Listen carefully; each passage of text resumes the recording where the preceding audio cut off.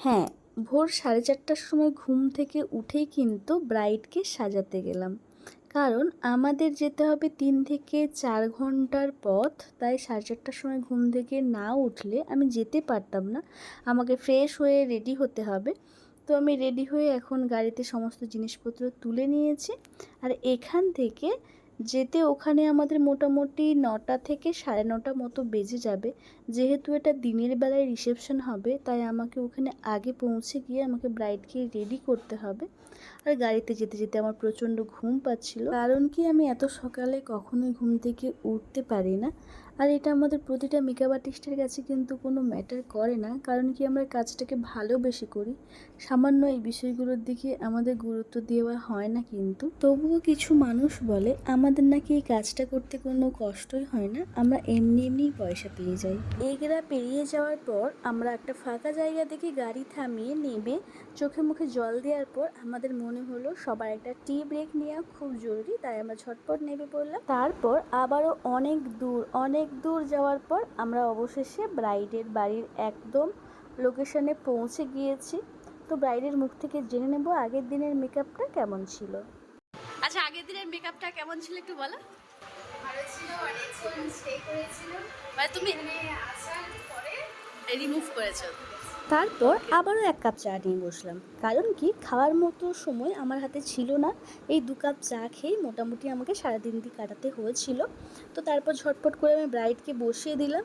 ব্রাইডের ফেসটা খুব ভালোভাবে ক্লিন করার পর magic drop, water brush, moisturiser, কারণ কি যেহেতু এটা দিনের বেলা রিসেপশন হচ্ছে, আর প্রচণ্ড গরমের মধ্যে ওকে থাকতে হবে, অনেক লাইট থাকবে। তো আজকের মেকআপটা ওয়াটার প্রুফ ছিল। আর ওর কিন্তু পুরোপুরি আগের দিনের মেকআপটাও স্টে করেছে, আর এই মেকআপটাও খুব ভালোভাবে স্টে করেছে। আর আজকের লুকটি কিন্তু পুরোপুরি ব্রাইডের পছন্দ মতো হচ্ছে, কারণ কি ও বলেছিল খুব লাউড আই মেকআপ করবে না, ওর মোটামুটি শাড়ির স্কিন টোন ম্যাচ করে একটা আই মেকআপ করিয়ে দিলেই হবে। আর ও বলেছিল ওকে সাজলে যেন রানীর মতো দেখতে লাগে, তাই ওকে আমি একটা বড় টিপ পরিয়ে কলকা করেছিলাম। আর সত্যি কিন্তু দেখতে ওকে রানীর মতোই লেগেছিল। আর ডার্ক কালারের লিপস্টিকটা পরতে ওকে তো জাস্ট ওয়াও লেগেছিল। আজকের লুকটা আপনাদের কেমন লাগলো আপনারা কিন্তু অবশ্যই আমাকে কমেন্ট করে জানাবেন।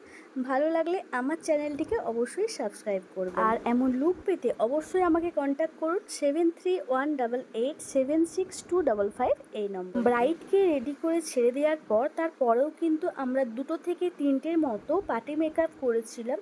আর এত গরমেও এত বড় হেয়ার আমাদেরকে ম্যানেজ করতে হয়, সেটাকে ক্রিম্পিং করতে হয়। মেকআপ আর্টিস্ট মানেই শুধুই যে সোনার কাঠির উপর কাঠি ছুঁয়ে দিলেই সেটা ম্যাজিকের মতো মেকআপ হয়ে যায় তা কিন্তু নয়, আমাদেরকেও অনেকটা দাঁড়িয়ে দাঁড়িয়ে কাজ করতে হয়, অনেকটা পরিশ্রম করতে হয়। আর তবেই কিন্তু আমাদেরকে পেমেন্ট দেওয়া হয়। আমাদের সুন্দর মুখটা দেখে কেউ আমাদেরকে পেমেন্ট দেয় না।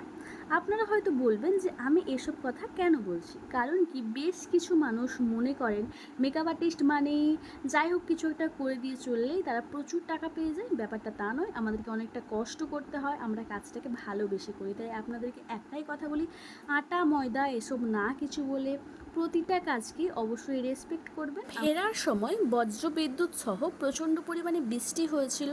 সেই ভোর 4:30টার সময় ঘুম থেকে উঠে রেডি হয়েছিলাম, মোটামুটি বাড়ি আসতে বিকেল 5টার মতো বেজে গিয়েছিল। আর এটাই আমাদের জীবন। কাজের সময় নাওয়া খাওয়া সব ছেড়ে কাজটাকেই জীবনের লক্ষ্য হিসেবে দেখি, কারণ কি আমরা ভালোবেসে কাজ করি। আর আপনারা যে কাজ ভালোবেসে করেন অবশ্যই হয়তো আপনারাও এইভাবেই কাজ করেন। আজকের ভিডিওটি কেমন লাগলো অবশ্যই কিন্তু কমেন্ট করে জানাবেন। থ্যাংক ইউ সো মাচ, সবাই খুব ভালো থাকবেন।